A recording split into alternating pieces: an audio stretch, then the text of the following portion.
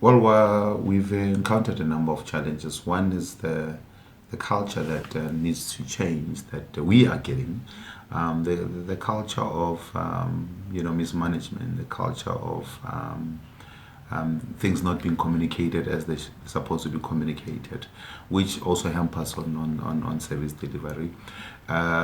We are addressing some of those. The issues of unhappiness when it comes to our call centers, our working centers and our call centers. This is something that I think we need to really work on and make sure that our clients or our stakeholders who are our residents feel much more connected with the city, that the city is responding as it's supposed to be responding. But more than that, the city is actually listening to them, because a lot of our residents feel that the city is not listening to them. People are complaining or have been complaining about the time that it takes for telephone calls to be answered and for the queries to be addressed. So that is some of the things that we want to make sure that we are addressing.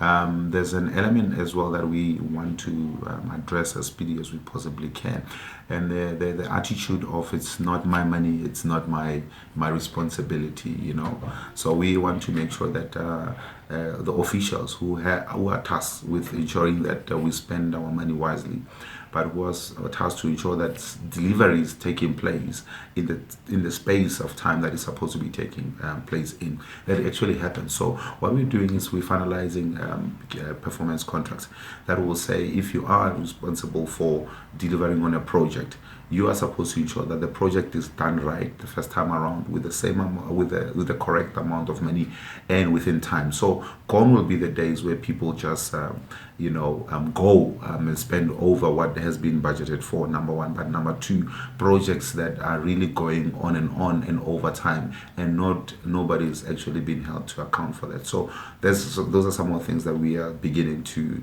rectify. There's a lot of service delivery backlog. We've identified some of the key areas that we want to make sure that we start going with those, and those are some of the things that we are addressing. We are identifying pieces of land where we want to develop so that we can start also start helping our people who find themselves in informal settlements that don't have any kind of formalized services, that we can actually make sure that going forward people find themselves, even if you don't have a top structure, but at least you should be able to find yourself in a stand that has proper water provision, that has an electrical connection, that also has a flushing toilet, and you should actually even get a title deed to that piece of land that you will be getting. So those are some of the things that we are planning and starting to execute.